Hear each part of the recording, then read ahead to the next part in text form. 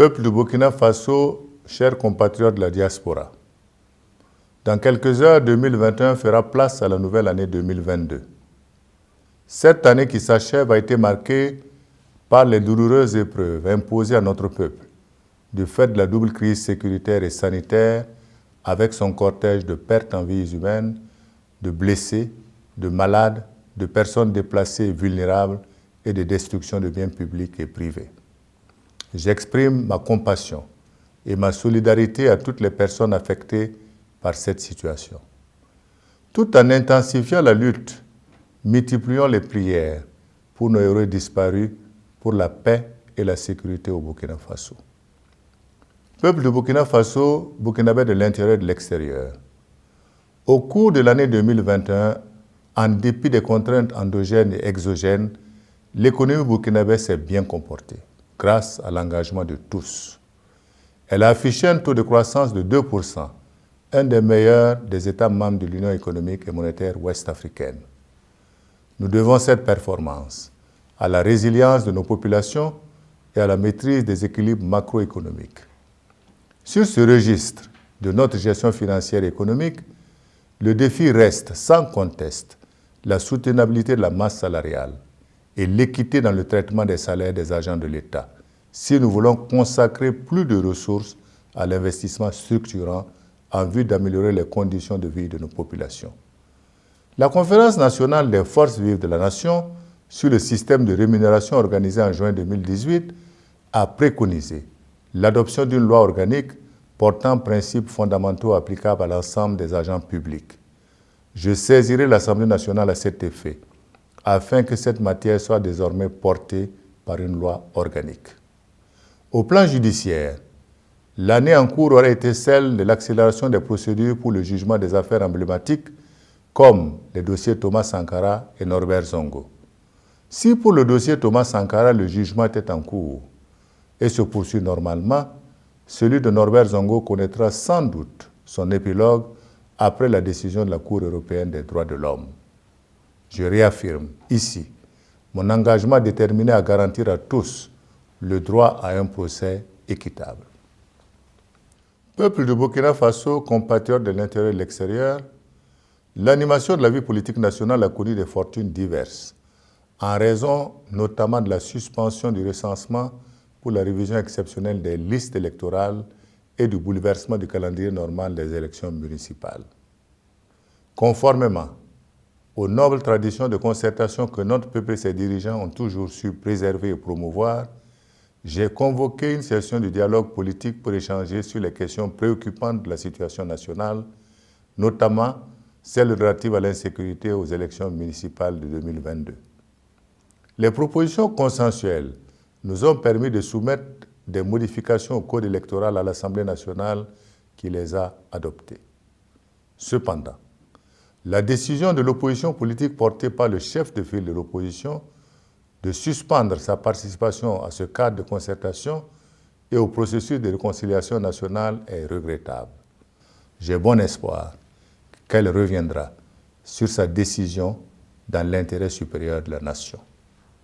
En tout état de cause, l'Assemblée nationale est et restera le lieu par excellence du débat politique, démocratique et républicain entre la majorité et l'opposition. Toujours au plan législatif, l'Assemblée nationale sera saisie d'un projet de loi modificatif de la loi relative aux pupilles de la nation, dans un souci d'efficacité et de solidarité envers les enfants mineurs de nos combattants tombés sur le champ d'honneur. Au plan sécuritaire, l'année qui s'achève a connu une multiplication des attaques terroristes sur le sol national. Le point culminant a été atteint ces dernières semaines, inscrivant ainsi de facto à l'ordre du jour l'urgence de renforcer les capacités tactiques et opérationnelles de nos unités. Nos forces combattantes doivent avoir le dessus sur les groupes armés terroristes. C'est le lieu pour moi de saluer et d'encourager nos forces de défense et de sécurité, ainsi que nos volontaires pour la défense de la patrie, pour leur engagement exemplaire sur le théâtre des opérations. Au plan social, d'importants efforts ont été consentis, notamment pour soutenir les personnes déplacées internes sur tous les sites de regroupement. Poursuivre la gratuité des soins pour les enfants de moins de 5 ans et les femmes enceintes élargies au dépistage de cancer féminin, aux prestations d'urgence et à la planification familiale. Adopter les textes et amorcer l'opérationnalisation du service d'aide médicale d'urgence depuis octobre dernier. Achever les travaux, équiper et inaugurer le 9 avril passé le tout premier centre de radiothérapie pour les cancers au CHU de Bogodougou et démarrer la construction de celui de Bobo-Dioulasso. Démarrer les travaux de construction de l'hôpital de référence de Bobo-Dioulasso, maintenir le fil du dialogue permanent entre le gouvernement et les partenaires sociaux. L'occasion doit être saisie pour renouveler ma gratitude aux partenaires et aux ONG qui se battent sur le terrain dans les conditions difficiles et aux côtés du gouvernement pour apporter l'aide à nos populations confrontées aux dures réalités de la situation actuelle. Je note que c'est en conjuguant nos efforts que nous viendrons à bout de toutes les adversités qui hypothèquent l'avenir de nos laborieuses populations déjà confrontées aux multiples défis du développement durable de notre pays. Je réitère mon appel à l'union sacrée autour des forces de défense et de sécurité et de nos volontaires pour la défense de la patrie dans notre combat quotidien contre le terrorisme. Peuple du Burkina Faso, chers compatriotes, tous les acquis engrangés au cours de l'année qui s'achève, notamment au plan des infrastructures, de l'énergie, de l'eau, de la santé, de l'éducation et de la production agro-silvopastorale, peuvent et doivent être renforcés et améliorés si nous intensifions la lutte contre l'insécurité avec des victoires décisives sur les groupes armés terroristes.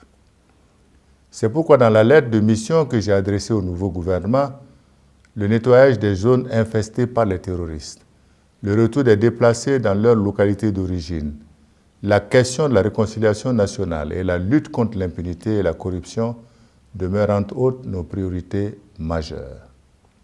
Peuple du Burkina Faso, compatriotes de l'intérieur et de l'extérieur, le plan national de développement économique et social qui a été récemment adopté pour la période 2021-2025 nous permettra de renforcer les acquis sur les 4 axes stratégiques de développement que sont la consolidation de la résilience, la sécurité, la cohésion sociale et la paix, l'approfondissement des réformes institutionnelles et la modernisation de l'administration publique, le développement du capital humain et la solidarité nationale, la dynamisation des secteurs porteurs pour l'économie et les emplois.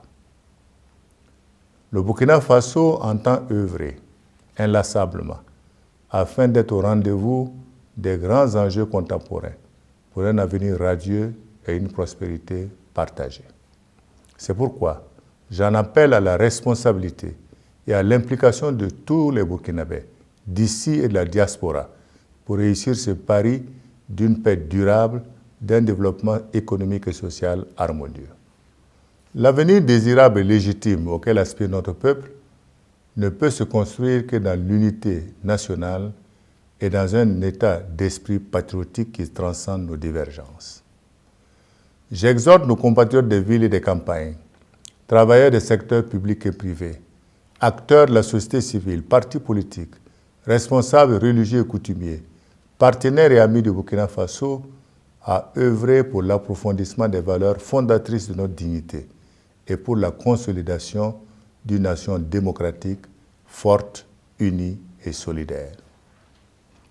Peuple du Burkina Faso, compatriotes de l'intérieur et de l'extérieur, nous aborderons la nouvelle année 2022 avec des chantiers importants pour la gouvernance politique, économique, sécuritaire et administrative, tout en poursuivant la mobilisation générale autour de la mise en œuvre du PNDS 2.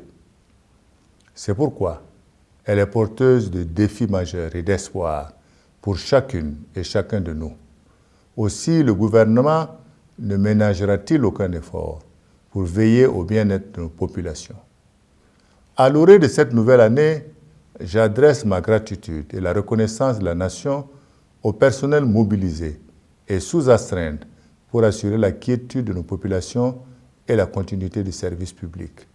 Je fais une mention spéciale aux forces de défense et de sécurité ainsi qu'aux volontaires pour la défense de la patrie qui sont au front. Je souhaite à tous mes compatriotes, au Burkina Faso comme à l'étranger, une bonne et heureuse année 2022. Que Dieu bénisse le Burkina Faso. Je vous remercie.